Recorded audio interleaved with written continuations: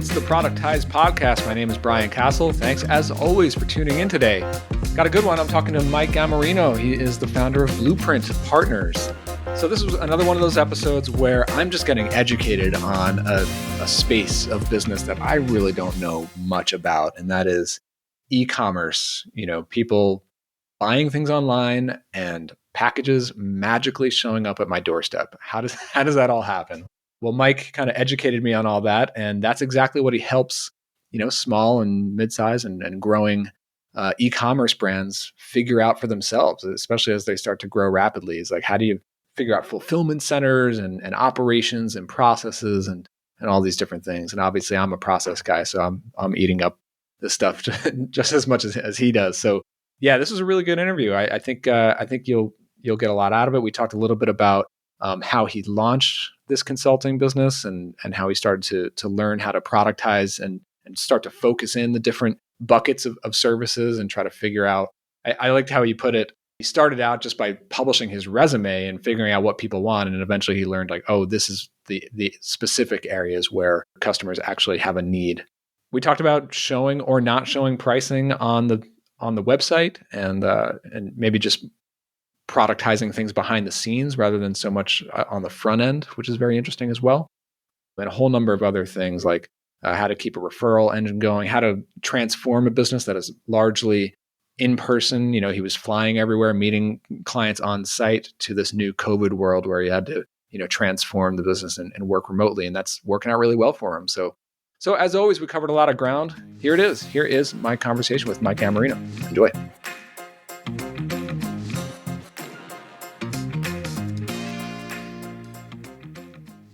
Mike Gammarino, welcome to the show. Hey, Brian. Great to be here. Thanks for having me. Yeah, thanks for coming on. So you are a founder of Bluprint Partners. Why don't you give us the quick... to be honest, I'm usually not such a fan of the podcast that just start tell us what you do. It's the very first question, but I guess this is going to fall into that, into one of those shows. Sure. Well, that's all right. I can give your listeners some idea of kind of who they're listening to, so that might be helpful. I run a consulting company called Bluprint Partners, and I'll give you a little bit of kind of the history of the impetus for it. So my career has mainly been in startups, mostly working for product and e-commerce businesses here in Los Angeles, maybe for the last 12 years. And I've always been a operating founder, so kind of the third leg of the stool. So typically you've got somebody that knows the product, you've got a marketer, and then you need an operations guy once your sales at a certain point to kind of help build that foundation to ensure that your operations can scale with your growth and that you can get your product to your customers in a timely fashion. So the last startup I helped start a company called the Black Tux, online tuxedo suit rentals, and I ran operations there and built out the distribution centers that we have here in California. Eventually opened up one in Pennsylvania as well. So my background mainly is on kind of logistics, supply chain, warehousing for emerging e-commerce brands. Very cool. And about three years ago or so, I saw this, I just felt this white space because I had been through the ringer a few times and knew how hard it was to build operations to support a high growth business, especially kind of when you didn't really know where you were going. So I started Bluprint to basically help my former self. So what we do now is build those supply chains, those warehouse distribution programs to make sure that operations always stays ahead of sales. I never want founders to stress about ops and worry about how their product is going to get to their customer. So we kind of take all that off their plate so they can really focus on growing the business and really stay on the revenue side of the business. Very cool. With e-commerce in general, it's one of those spaces that I only know a thing or two about it from friends who run e-commerce business or software for e-commerce and stuff like that. But it's still a big black box to me. I'm just a consumer. I receive packages from stuff that my wife and I buy online, and I've always been sort of fascinated by I know that there must be some insane operations that are happening behind the scenes to get this package to my doorstep in a really quick time frame. But that's been a black box to me. Yeah, and I think as it should be. I think I always say that operations, we toil behind the scenes, right? It's the non-sexy stuff of an e-commerce business, and it should just work. So my goal as an operator and as a consultant is to take that that black box, and almost, and not that we want to hide it, but we want to keep it to a point where you don't have to worry about it and you don't have to think about how products get to your door. It just happens.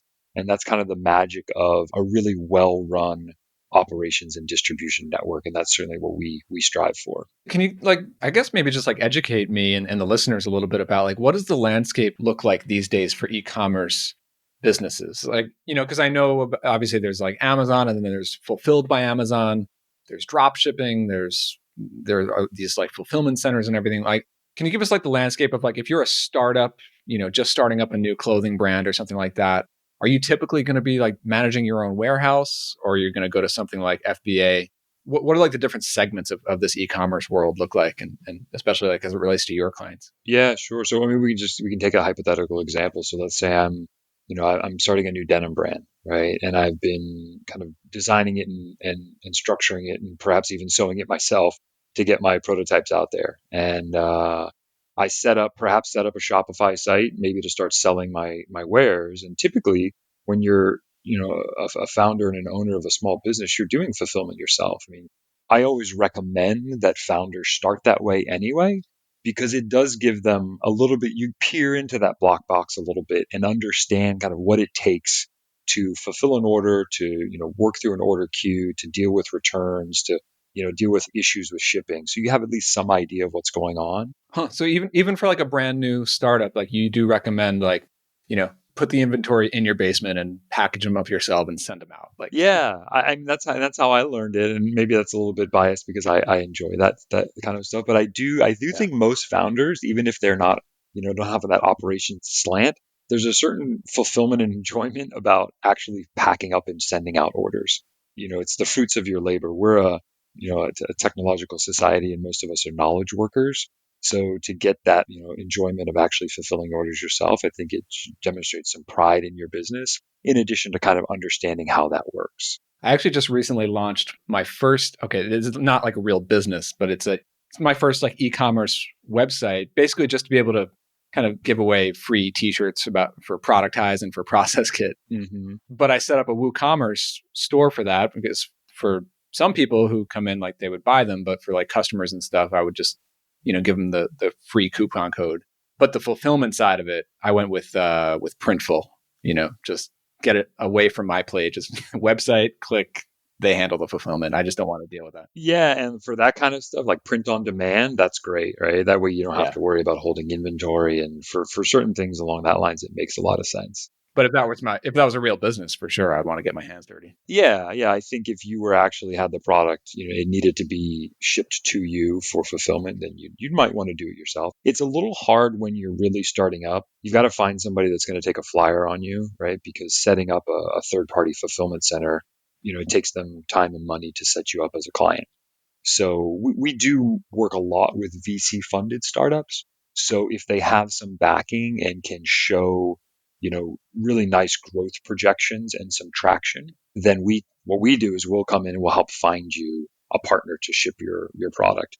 And we try to build that story and sell that story to our fulfillment partners, so they're able to kind of take a flyer on a new startup. So sometimes fulfilling yourself may be out of necessity more than desire, because you do have to reach a certain critical mass before someone else might be interested in helping you.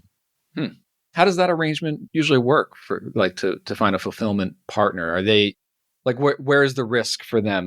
It's not just a direct transaction. They sort of need to take some risk to take on their inventory, and what if it doesn't sell? Is that? Yeah, and startup businesses are not all startups are going to succeed. So it takes a warehouse the same amount of time about to set up a small client as it does a large client. So, if you're, for example, just for my business as a consultant, do I want to have 5 large clients that I work with, or do I want to have 20 smaller clients? And you can go either way with consulting, kind of depending on your model. But for 3PLs, they would probably rather work with the larger clients so they don't spread their risk too much, but it's a nice delicate balance. And the other thing with startups, it requires a special type of warehouse, I think, to work with a startup, because their demands and their needs are going to be a little different than working with a large established company. So kind of the personal touch, we look for that to make sure that as a small business, we don't want you to just be a number at a warehouse. We want to make sure that they have that they're taking care of you. So I think it takes a certain type of 3PL to be able to work with small and fast growing organizations. Got it. Got it. So yeah, I mean, like, let's talk about Bluprint Partners a little bit. I really love the way that your website is laid out and how you've set up these, under our solutions, every page, like multiple solutions, but each one has a dedicated page, and you're going into detail and into like the process. The other thing that I like about how you've positioned your solutions is that you've named them based on like the end goal or the value. Like there's one called, outsource your fulfillment, optimize your warehouse. Like if you come to the website, that's my goal. I need to optimize my warehouse. That's where I'm going. So I really like how you've positioned that. No, thanks. So like who out of the spectrum of e-commerce brands and companies, like who are your best clients for this? Yeah, we work with pre-launch all the way to small organizations. We still work with startups that are more mature, but I would say we look at kind of our ideal client in a couple different ways, and one of them is the team. So we'll provide kind of ongoing operations support for some businesses that maybe don't have an experienced operator on the team. So a lot of times when you're growing, you'll have that founder, the product founder, you'll have the sales and marketing person, and then operations will start to take too much of their time. So maybe they'll hire a junior operator, somebody to handle kind of day to day. That's an ideal client for us because we'll come in and kind of help and guide somebody that's a little less experienced on the operations side and almost mentor them and provide kind of high level strategic and guidance. So we look for a team that maybe doesn't have, the VP of ops or a COO level, team member, and somebody that's growing really fast and needs us to kind of peer around corners for them.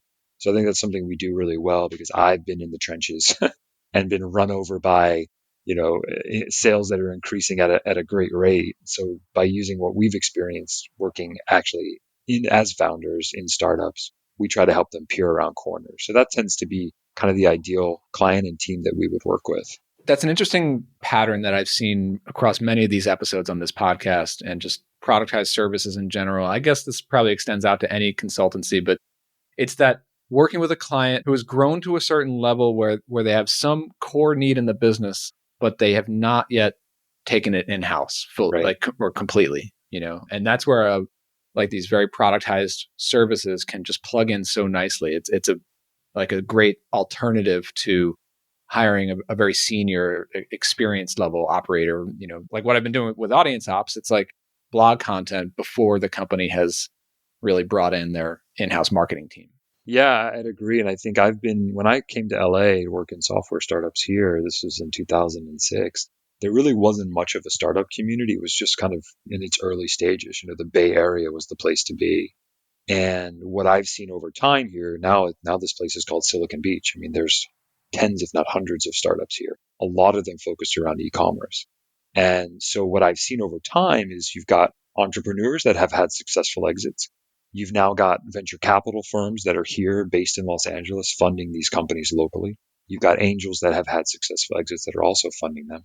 And you have a whole nice group of folks like me that were former, startup guys that are now providing, experienced and high level strategy and services to startups here in LA and also beyond. But there's a nice, I think the ecosystem here has matured. So you have service providers like me who maybe are in accounting and finance or in operations or in marketing or even CEO coaches that come in and are able to provide high level guidance when we didn't even exist a few years ago. And that really just helps buoy the entire ecosystem in our community here in LA and beyond. So I think it's grown in a way that I've been really impressed with kind of the way that the ecosystem has grown here in Los Angeles since I've been here. Very cool. So, we'll jump back into like the nuts and bolts of your work with clients, but I'd like to get a little bit more of your story here. So I'm curious, like, after your experience working in working in operations in those other startups, why did you move into Bluprint, or what was kind of the path that took you into Bluprint? And I'm also kind of curious, like, have you considered, launching your own e-commerce brand or something like that? Yeah, I think when three and a half years ago, I was trying to figure out kind of the next thing I needed to do. We had built the Black Duck. I worked at the Black Ducks for almost 5 years, 4.5 or so. And we had built up what I considered pretty strong operations, and we had a real nice high growth business. And I was kind of looking for my next challenge. And I said, do I want to do another startup, or do I want to maybe try to help more than one company at a time. And that's when I started thinking about, well, maybe my network and my skill set is strong enough that I could start a consulting company to help my former self, because I did see that white space and I saw e-commerce businesses struggle with growth. So that was really where I started to think about that. And I spent a good 3 or 4 months just trying to figure out if this was a viable business model, because I didn't know anybody that was doing it. And there's a couple of reasons why people aren't, doing a certain business model or enacting it. Is one is it doesn't exist for a reason, meaning you can't make a business out of it. And two, just maybe there's nobody either thought of it or there's not the right person that had started it. So I think providing operation services to small emerging brands is not traditional consulting, because you think of like the big consulting companies that provide, multi-million dollar contracts and put an army of consultants in a larger businesses for like M&A and restructuring and those sorts of things. And it's typical kind of management consulting. We don't really do that. So I thought, well, is this possible? And then after talking to some people, I realized that I thought it was. So that was kind of the impetus after about 4 months of a lot of conversations and talking with my peers and some people that end up being future clients. I realized that there might be an opportunity here. So that was really the launching pad for the business and kind of how we came to be today. That's great, because again, it's one of those things that I see this come up again and again, because I get the question from a lot of people who are sort of like struggling with like, well, I like the productized service concept or the idea of launching a consultancy, but I don't have an idea. I don't know who to serve. I don't know what the solution should be. I could do 1,000 different things. But what you did is, and what I think so many successful founders and who've jumped from one business to the next is, you just learned from your last thing, right? Like you were at these companies doing operations, understanding the ins and outs of it. And so I just really like the idea of taking something that you have some like insider knowledge about and then building a consulting service around it. Makes a lot of sense. Yeah, no, for sure. I mean, I think you got to go do what you're good at. And I mean, that is probably a nice dovetail into the productization discussion, maybe systemization. Yeah. Well, I'm curious, like what is it with, you touched on it a little bit earlier, but like, so an e-commerce brand, like at what point do they start to feel the pain where it's like what you're offering is really like scratching their itch, right? And Yeah. yeah, how does that discussion usually start with clients? I'd say it depends. If it's pre-launch, we're not sure where to start. So, we've got product in the works that's being manufactured. We know it's coming in a few months. We've started to explore fulfillment or, thinking about our distribution model, and we're just not really even sure what to look at. So that's a lot of, it's just it's not knowing what you don't know. So that's kind of pre-launch. When it's companies that are already launched, either they have a sense that things are about ready to break or it's already broken. So they may be struggling with inventory control. They're struggling with, getting their product to their customers on time. Maybe it's, returns or quality. So it's really one of those three things. It's a brand new client or brand new company that just understands they don't have an operations expert on their team and is looking for somebody. And then it's companies that it's already broken and they're really feeling the pain. Or it's somebody who's like, yeah, you know what? I'm pretty sure if we don't do something, we'd say we just signed some new wholesale contracts, right? Or, we've launched a new product that's doing really well and they can start to feel the cracks emerging. And that's when they'll start reaching out or, tapping their network for somebody that knows operations. And that's usually how we get introduced to startups that way. Got it. And so I believe you got into Bluprint Partners around 2017. Is that right? Yeah. Okay. How did it begin? Like, what were your very first steps? You mentioned that you kind of reached out to your network, but like, what was your very first offering and what did that look like? Yeah, it was a hodgepodge. So once I had kind of determined that this was a business that I wanted to try and perhaps there was a market for this type of service, I had a couple of introductions and, took some meetings, not really knowing what I was getting into. And I remember distinctly coming out of like the third meeting that I had with a potential client. And before we left, he said, "Hey, this is great. Can you write me up a proposal?" And I said, "Sure, no problem." And I walked out the parking lot, got in my car and sat. And before I started my car, and I said, "I have no idea how to write a proposal. I have never done this before. I've always been a W-2 employee." So I started looking for, literally you go to Google, how to write a proposal. And I ended up stumbling across some content and, started getting that process down. And that was kind of the first thing I did to try to get the business started, was to figure that out. And when you're first starting a business like this, at least for me, I remember my first I started building the website for the business, and I had a 6 categories of things that I did, and then I had like 4 bullet points under each category. And what I did was I basically took my resume and I threw it on the homepage. Yeah. And because I It's didn't like, here's know, everything I do. What do you yeah, want? because right, because here's all the things I think I'm good at. Well, what are you going to pay? Like, what are you going to pay? What's going to work? What are you going to pay me for? Right? Where's the need? Where can I find those clients? And then who's going to pay me money for these services? Right? Yeah. And that, I mean, and that's something that like so many, especially people who like just become a freelancer or small agencies, you see this a lot with like web design agencies and stuff. It's like, yeah, we make any kind of website you ever want, Right. And I think it's kind of how you have to start, because you don't know what people are going to buy. So I had those conversations and they said, yeah, this sounds great. But I think, as we know, people will tell you they're going to buy something, but it's really when the dollars come out of their pocketbook, that's when you truly know. And I don't think you'll truly know until you actually try to, put a proposal in front of them and sell them a service. Right. So that was the impetus for me. I just literally kind of threw my resume on the website and I said, here's all the things that I can do. And then started testing, talking to people, identifying what their problems were, and then kind of putting proposals together that I thought met their needs. And in the beginning, I was all over the place. I was doing everything that I had done before, because as an ops guy in a startup, you tend to be a jack of all trades. Operations tends to be a little bit of a dumping ground for all the things that nobody else wants to do. So, Right. you end up wearing a lot of a lot of hats. So Just a minute to tell you about Process Kit. If your operation needs to become more efficient and more predictable so that your team never lets anything fall through the cracks, then it's time to implement Process Kit.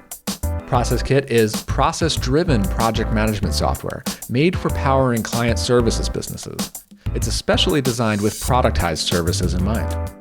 Create powerful SOPs with built-in if this then that automations, and then use those processes to power all of your repeatable projects.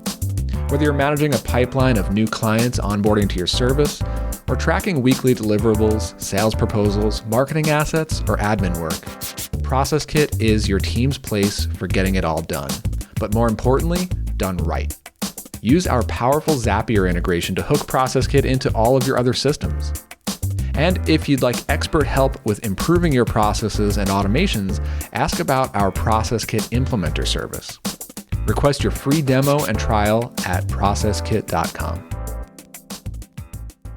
I would imagine with operations, it's somewhat like software development, where it's like you can get started, but then once you're in it, you don't realize like how deep the rabbit hole goes with each individual client, right? And yeah. I know since then you've learned a lot, and you have probably much more productized and predictable solutions now. But like, how does that usually play out in these sorts of engagements? And I've actually started to see a little bit of this myself with Process Kit, where I do some implementation services with customers there, which are like I'm working with them on their business processes. Even then, it's like once I'm in these sessions with them, it's like, oh wow, their business is a lot more complex. Yeah, I'd say I've never started a project and it was easier than I thought. It's just like, it just doesn't work out that way, because you just don't know what you don't know. So, in terms of kind of going down that path of starting to productize, is I was just we would do these projects and kind of see how they materialize and how they kind of bobbed and weaved through what we thought was going to happen. And then we had started their themes started to emerge about, I thought I knew what people were struggling with. It's based on what I struggled with as an operator, but that doesn't necessarily mean that it's something that people are going to pay me for. They might be doing it themselves. So I think part of it is figuring out what you're good at, your core skill sets, and then identifying, certain types of companies and people that, like we talked about earlier, who are willing to use an outside service to help them, because either they don't have the expertise or they don't want to do it, or they can't afford a full-time person to do it, or maybe they don't need a full-time person. So the 3PL search and setup, which is now a solution of ours, that just materialized after being something that, like, wow, we're getting a lot of requests for this. We've done one of these. Well, it's clearly something that other people want. let's try to wrap some systems around it and processes and like spell out everything that we do. And that's where we started putting that wrapper around it of productization. And now we have, a fully fleshed out template for everything that we do through the entire process. And we have a whole host of, partners on the 3PL side that we work with that we've just gotten to know over time. So it really was, just learning from experience and trial and error about what people really wanted. And then I'm an industrial engineer by education. So I'm all about process and systemization. Mhm. So using that as my kind of guide, that was the first product essentially that we created because it was our most requested service. And now it's a The fairly like repeatable. setting up their fulfillment partner. Yeah, exactly. Finding one, setting it up, and then helping them launch it. It's more challenging than you would think. I'm sure. Yeah. So yeah, like can you take us through that now? So like what does a typical engagement look like? So you get in touch with a client, they're interested, like what's the next step? Yeah, so we have an introductory call just to see if we might be a good fit. And we have kind of going back to the processing, spent a lot of time actually this year working on kind of our business development process because I think as a consultant, it is something that I never did before because when you're, a knowledge worker inside of an organization, you're typically, unless you're a business development or salesperson, you're not doing that. It's not part of your job. So that's a big part of learning to run a consulting business is figuring out how to do biz dev and sales. So I realized kind of during this, during COVID, actually, it's what do I want to work on my business now that I'm not traveling a lot and I'm not flying all over the place and not, tried to use my the time that I had that I traveled a ton in 2019. Actually, I was going to ask you about that. So obviously like pre-COVID with this type of consulting, is it a lot of in person? And I mean, we're talking about like warehouses and operations and things. Like, are you actually like on site with these clients or did you like before COVID, were you doing stuff remotely for clients? Yeah, we were. And that's an interesting thing. What we've done over the past, say, 4 months or so on our kind of our part of our solutions page, we start with an ops performance review, which takes a deep dive into the business and it really allows us to understand what's going on. And that's to set up the stage for a project that we understand more than if we didn't do this. So that's the first thing we do. And then down the left side of our solutions is the 3PL search and setup, where we'll find you a warehouse to do your fulfillment. Down the right side is the warehouse improvement project. If you have a warehouse, then we'll come and help you, make it run better. Maybe you're having issues with efficiency or, throughput or having your employees are making mistakes when they're shipping. The interesting thing enough is that we were already migrating away from that side of the business, and COVID just accelerated that dramatically because I visited one client in 4 months, and that's because they were an essential business and they remained open. So we've really focused a lot of our time and attention to building out, our strategy business, our network design business, and then finding people partners because we can't go on site right now. Yeah. And in terms of building this business, I think that's the way I wanted to go because building a boots on the ground consulting firm is more traditional consulting, and you need a lot of people and you need to travel a lot. And I never wanted to build this business into a 50-man consulting firm, right? I Yeah. wanted to kind of keep it small and boutique. What does your team look like today, or is it mostly you? Yeah, I've got one full time, guy that helps me. His name is Jeff, and then so he helps out with a lot of the 3PL search and setup, and just a lot of execution. We actually worked together at my previous startup, so we've known each other for a long time.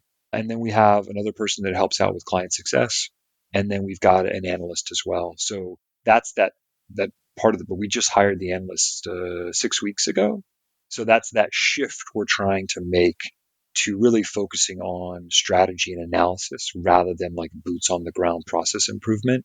And like I said, COVID just really accelerated that shift and forced us to go in that direction. So Yeah. So I think you mentioned that like every engagement begins with the performance review. this like operating performance. Yeah, and so you have the boss system, Bluprint ops scoring system. Yeah, So like this is like is this like a paid discovery project? That's like a pretty standard step. it is. Yes. Yeah, take us through that. Like what is the scoring system and how does that play out? Yeah, well, we've got, and we do it. I'll just kind of take one step back about paid versus unpaid discovery because I think it's a lot of things consultants think about because you do want to learn as much about your client as possible before you really engage with them because of what we just talked about project, scope creep and just getting into unknowns and also just really deciding whether or not you're going to be able to provide value. We're fortunate that we get to choose who we work with. So we want to choose the clients that we're going to provide the most value for. And the ops performance review really allows us to do that. And we make it paid for a couple reasons. One is the output of this report and this review is a standalone document that has value on its own. We're not just putting together some PowerPoint slides, which in fact was the first one I ever did. That's what I did. I did a few PowerPoint slides and I thought it was so valuable. And it was the only engagement that we never signed. We didn't sign something else in the future. And it was really a wake up call for me that, well, maybe this particular format and the way we did this wasn't as valuable as I thought it was. And that's when I retooled it into putting together a fairly detailed report that includes the scoring system and it includes an evaluation of 12 different operational areas. So it's really detailed. How did you, on that, I'm curious, like, how did you get some like customer feedback or something like that made you realize like, oh, the PowerPoint is not enough? Like, where was the gap that you saw that made you realize that? Yeah, it really was the first one we did. And yeah, I don't think it was received very well. And they didn't see the value in not only the report, but if you don't see the value, it's also a good way to trial our services. And I think that I didn't do a good job with it. And so that's not going to get me future work, right? So these discovery offers also allow you and the client to work together for a short period of time on like a low risk project.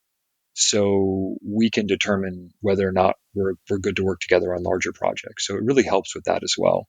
Kind of gets you familiar with the client and allows you to spend some time together ahead of a larger engagement.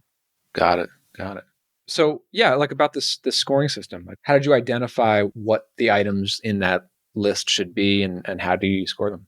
So I think it came from experience. And we were trying to put together the areas that we were going to review. I just literally sat down and brainstormed one day. I said, "What are all the key, areas around operations that we might want to take a look at?" So we go into everything from how you write purchase orders to how you store your inventory to how you package and ship it to your freight companies. It's basically, I'd say, everything around product movement, how it comes from your factories, how it arrives, how it needs to be stored.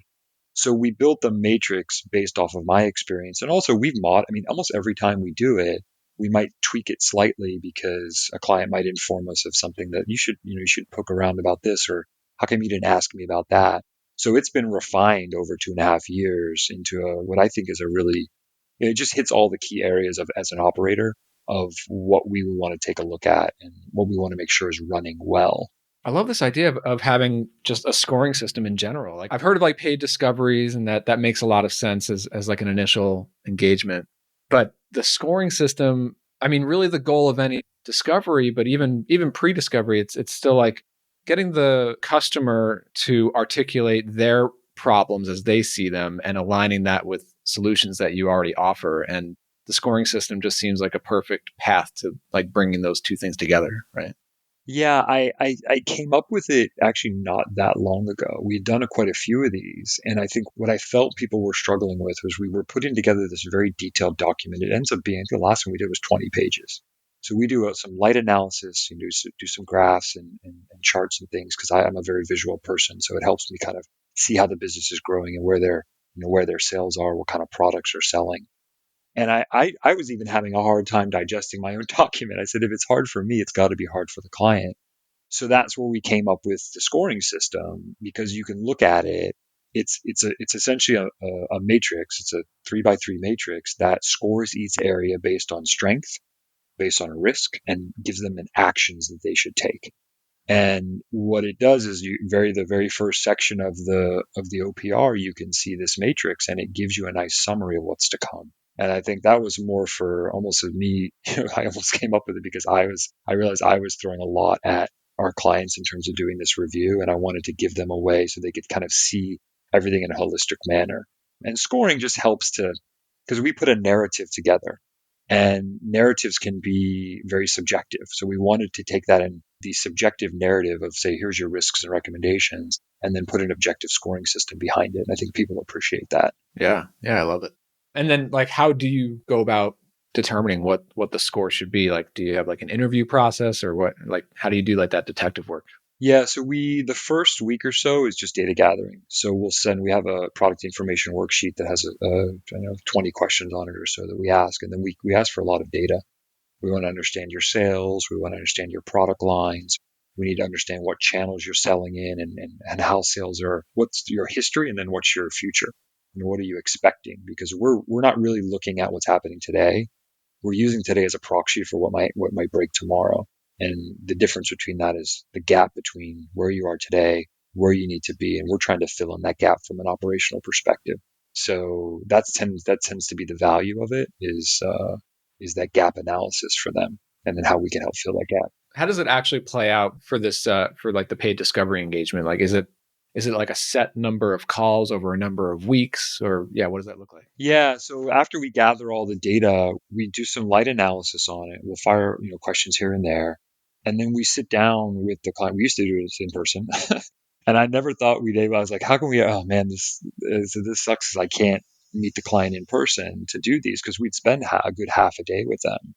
And we just adjusted, and now we do it virtually over a Zoom or Google Hangouts call.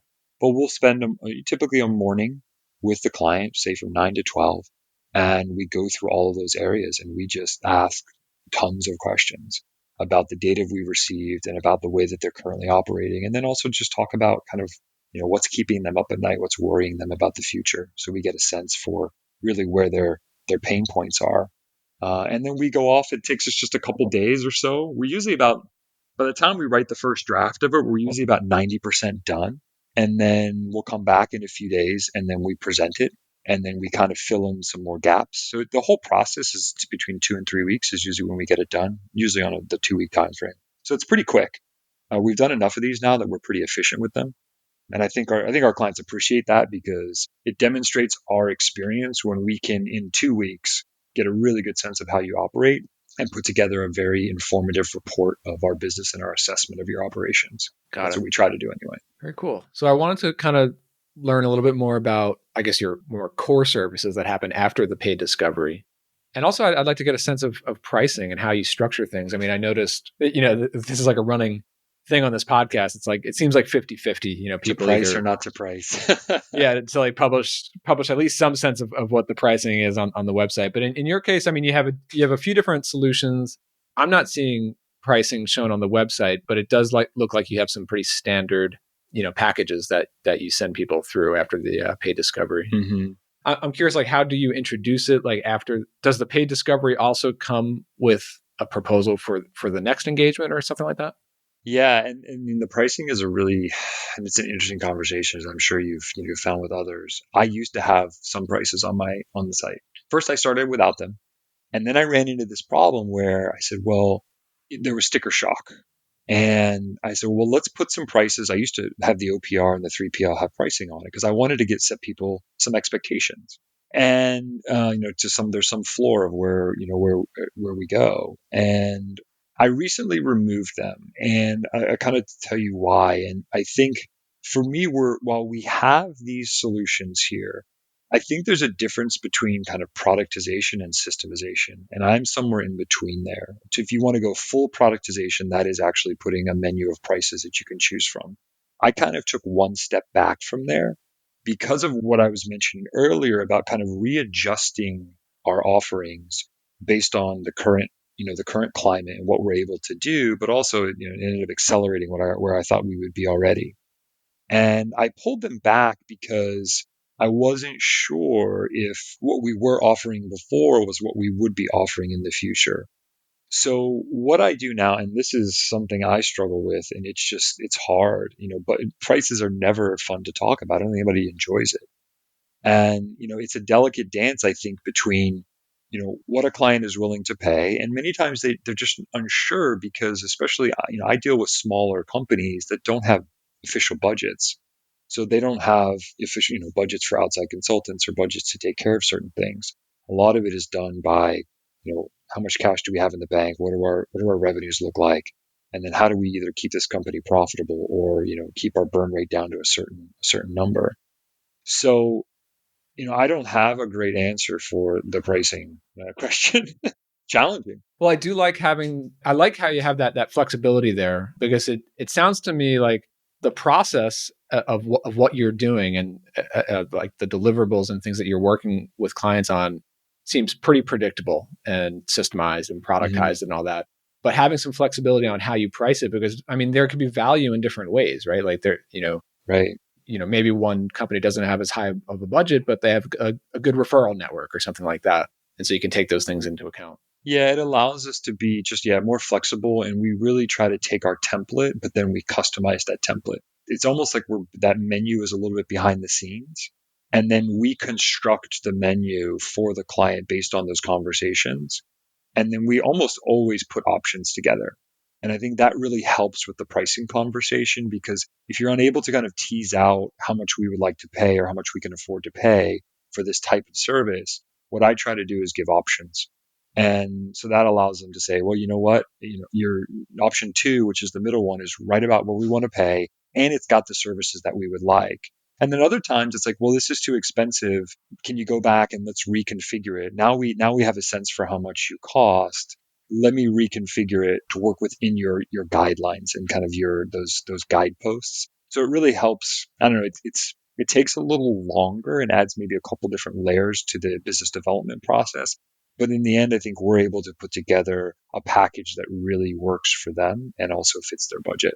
Yeah, very cool. Well, like the last thing that I wanted to just ask you about here, because you talked about it early in this call, where it's a little bit unclear whether or not there's like a market for this sort of consulting service or this solution for e-commerce brands. And so that makes me wonder, like, how do you attract most of your clients? And is it the type of thing where there is some built-in demand, people are actively searching for consultants like you to help improve their operations? Or is it more of like an education play where you need to kind of be in touch and then they realize the need? Yeah, I mean, this is a great topic because it also kind of along the lines of pricing. It's complicated, and business development in consulting is not buying Google AdWords. Typically, right? It can be, but typically, you need to even, if you're a commoditized solution and you do go to the productization route, you still have to demonstrate that you might be better than the guy next door. So in that case, for me, it's just a lot of personal touch. It's a lot of reaching out to people and staying in touch. We've been fortunate that nearly 100% of our business is referrals. So that's how people typically find us. But that's me spending, 3 years of my time, at least for part of my time, really establishing. I don't know if you establish Bluprint as a brand, but it's certainly, that's part of it. And just being well known in the community as a service provider that you can trust. What are some of the things that you do to like keep a strong referral network going? Well, I think the number one thing is just doing great work. I mean, that is Yeah. number one, first and foremost. But that's not going to get you all the way there. So you've got to stay in touch. And I'm an engineer, so I'm not, and kind of going back to the biz dev and sales, it's not something that comes naturally to me. So I really have had to spend, talking about processes and systems, I've been spending time also during these, taking some extra time during the last 4 months, is really starting to try to build out and systematize how I interact with prospects and past clients. And it's mainly just, it's honestly, it's having conversations with people and just checking in and seeing how they're doing and just demonstrating that you care. I think that's first and foremost, is showing interest in future clients, what they're doing. And then if things materialize, great. If they don't, well, let's talk in 3 months. I think the other thing about B2B consulting services is that I very rarely have sold, when you're talking to folks, selling something in an hour. It's for me, it doesn't happen quite that perfectly, I suppose. I mean, I may meet somebody today and I may not start having a paid engagement with them for a year. Right. So because we're really trying to narrow our focus on our ideal client, and because we've productized, that almost, it helps narrow our client base and really finding that ideal client. But that also means that, especially when you're dealing with e-commerce startups, there's a window of time when they're passing through where we're gonna be valuable to them. So that's why you always have to just kind of keep in touch with people, even if they're too early, because eventually they're going to pass through that window of time where they need your services. So That's a really great way to put it, that yeah, window of time that they pass through. It's so true, because it's not, again, when people are trying to figure out what's the best idea for a business like this to start, it's one thing to identify like the ideal customer in the market and the general need. But then I think there's another layer to it, or another, where you start to identify, well, what's the event or the set of circumstances that needs to come up in their world for them to start wanting to actively, need this solved now. 100%. I mean, that I think is one of the keys to like long-term business development is understanding that trigger. It's like, why are they reaching out to you? And if you understand what that trigger is, it's usually a pain. It's almost always a pain point. And getting to that pain point sometimes is, you've got to ask a bunch of questions to get there because it may not be, on the surface, or they may think they might have a certain pain point that you realize actually there's something bigger that's lurking behind that. It's getting to that root cause of the problem, and that just comes kind of with experience. But yeah, it just takes conversations to kind of to pull that out sometimes. Yeah, for sure. Well, as we, we're now in like the second half of 2020. You mentioned that obviously your business is transforming a lot, going fully remote now. What else are you kind of focused on this year, trying to change or improve in Bluprint? Well, I think I'm still going to continue working on process. We're building that out now. We're definitely not in any way done, and it's an ongoing pursuit. And for me, it's being more efficient and effective at delivering our services, because I want to be able to help as many companies as I can at the same time. And now that we're moving away from like maybe larger scale warehouse improvement projects where it might be bigger clients. So let's say we were servicing 5 clients at a time on larger projects. Now we might be serving 10 to 15 at a time that are earlier stage. So to be able to do that, you have to be systematized. You've got to have your processes in place, because I can't keep track of, how am I going to keep track of 12 clients if I don't have, a very well regimented system of keeping them running through these projects, right? Yeah, for sure. So that I'm just continuing that focus and trying to get better at that. And then, biz dev has been a big focus of mine too, is continuing to improve that process, because honestly, I've never been all that good at it. And we've just been fortunate that we've gotten enough referrals to keep the business humming. But I don't want to always rely on that. And I think if you're really trying to seek out your ideal clients, you need to pull them into you and not always have them pushed to you via referrals, because sometimes referrals, that's not a perfect fit. So I think being able to pull that ideal client into you is important when you start to productize, because as I mentioned, that's going to narrow your client base down, which I think is always a great thing. If you can become like that guy or that woman in your field that somebody always looks to when they have this specific problem, I think that's really how you make a wildly successful kind of boutique consultancy out of what you're doing. Yeah, for sure. And it's even, it's a whole other level now with this new climate where you can't go out to conferences and things like that to keep the network going. Yep. That forces it for sure. Well, this is really cool. I mean, what you've been building here with Bluprint is really impressive. I definitely, recommend everyone check out the website. I'm sure that there might not be many e-commerce brands in this audience, but I mean, just to see how you've organized the website and put the information together, I think it's really clean and informative, so it's really nice. That's great. So that's at bluprintpartners.com. Is there anywhere else people can connect with you or follow along? Yeah, that's really it. I mean, it's BLUPRNT, so without the E. I mean, I do write on occasion, so I've got a newsletter. I've got a page on Medium. It's basically under my name, Mike Gammarino, but trying to get better at that because I do enjoy it. I just don't write enough. So nice. Yeah, we'll get these all linked up in the show notes. Well, thanks, Mike. This is good. Yeah, thanks, Brian. Thanks so much. I really, really appreciate the compliments. I've enjoyed our time together. It's awesome. Cool.